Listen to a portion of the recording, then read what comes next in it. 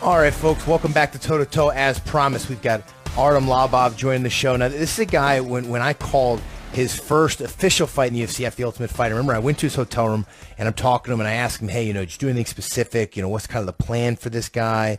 Is there anything you want to avoid? He looks me in the eyes and says, plan. He says, look, I'm going to do the same thing in every single fight. I go out there and I go hunting for a knockout. That won't change. That's always going to be the case. And he is going to get a great style matchup for him in a fight that he really wanted, and the timing was right as he takes on Cub Swanson in the main event in Nashville in 2 weeks. Artem, how you doing, my friend? And have you adjusted here to the time in the United States? Yeah, I'm good, Brian. Thanks for having me on the show. I haven't quite adjusted fully yet. I only got in here on Sunday, but I am in the process. That's why I got here so early. I wanted to adjust to the time difference. So I see some brilliance to this call out, right? I always tell fighters that they should study the rankings, they should study the matchups, know who's available, make the UFC's job easy. And at times you can get higher ranked opponents and get great opportunities for yourself by telling them who you want to fight. And also with Cub coming off a war like he had with Doo Ho Choi, was part of the reasoning that you just feel after a fight like that he reduced his ability to take the kind of power you plan to bring next Saturday night? Yeah, absolutely. Cub's been in many, many wars over the years, and he's been great to watch. But of course, it takes its toll. And after a fight like that, he's definitely did a lot of damage. And fighting a guy like me after that might not be the best idea. So when I saw that fight, I thought that's a great fight. He gets caught a lot. He's very wild, which makes for an entertaining fight. But I can see avenues there that I can explore, and I feel that I could knock him out. So I called for it, and here we are. And initially, I thought that there was a lot of bad blood between you two. Obviously, you guys went back and forth on Twitter a little bit, and Cub, kind of goes back with Conor McGregor a little bit, where they were trash talking a little bit as well.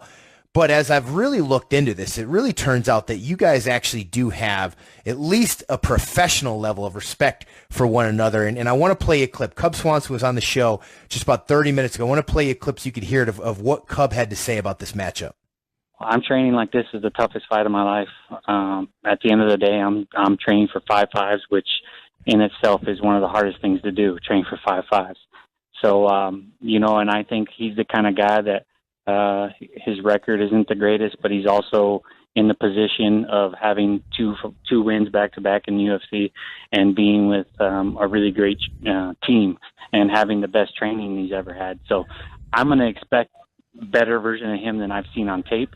And the situation being the main event, being 5.5s, I have to expect that he's going to step it up. So all that being said, I cannot overlook this guy. I'm very confident in my ability. I trained hard, and I'll be ready. Artem, there you hear it. That doesn't, I expected maybe some trash talk, things of that nature, but definitely a focused Cub Swanson. Your thoughts about what he said about the matchup?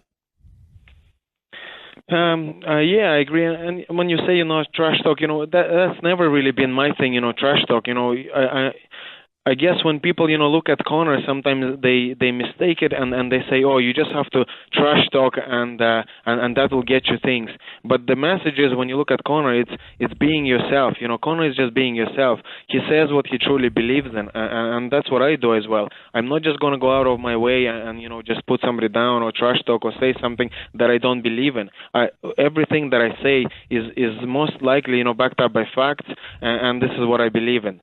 But coming back to your question, yeah, he's right. That's one of the things that kind of helped me get a lot of things in the UFC, and I'm not going to deny it, is the fact that I was Conor McGregor's training partner, because, I'm his training partner, and that raises curiosity. People wonder, how come Conor is able to destroy the best guys in the world in seconds?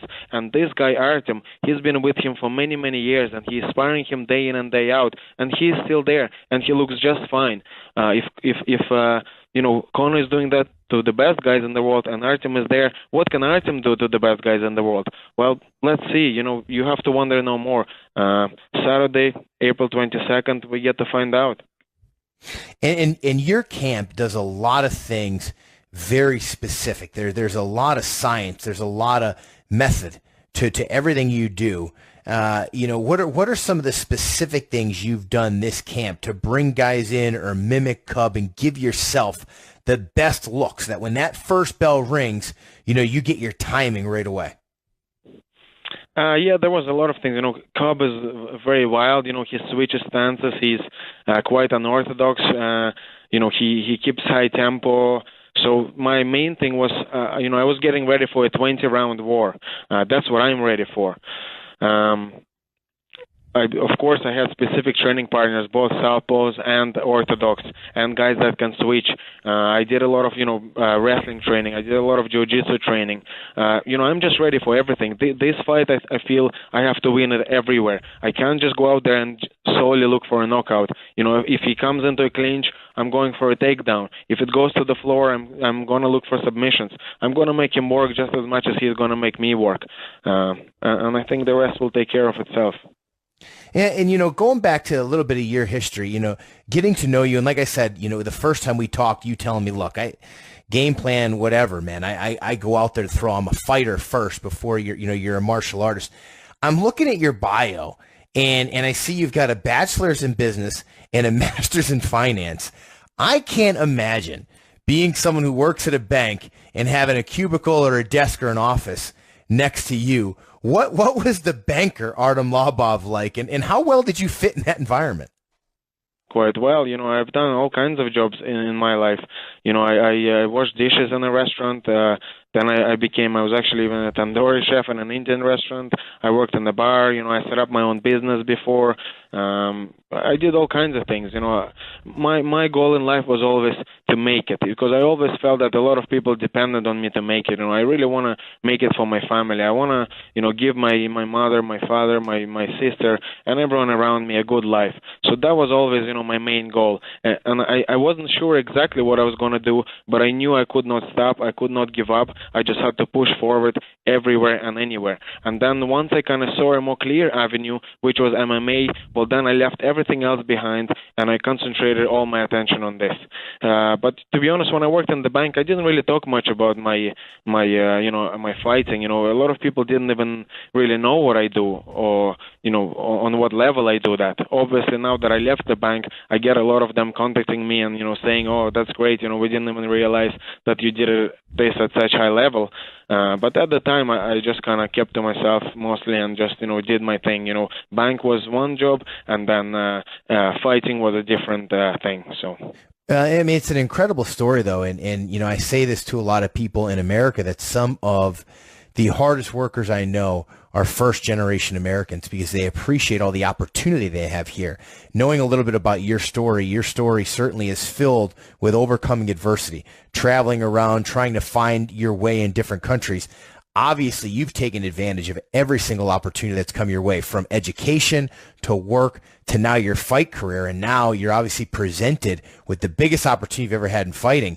You've got a track record of surprising people and taking advantage of those opportunities. Yeah, absolutely. And not only did I take advantage of all those opportunities, I have created those opportunities for myself. I got the education, I had to pay for it. So, I worked my ass off while in school already. I washed dishes, I worked the weekends, I worked nights, so I would be able to pay for my education. Then I had to work, all the way in college. The same in MMA, how did I become Conor McGregor's sparring partner? People often say that, but do you see anybody else that's his sparring partner?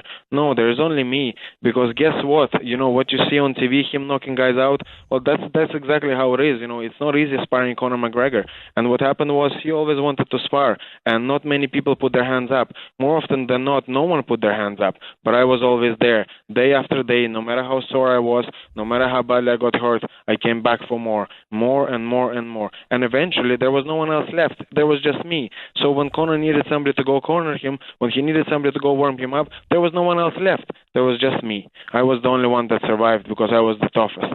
I wanted it more than anyone else wanted it. And this is why I'm here now. This is why this opportunity is in front of me. And again, getting the main event, a lot of people said it like, oh, why did he get the main event?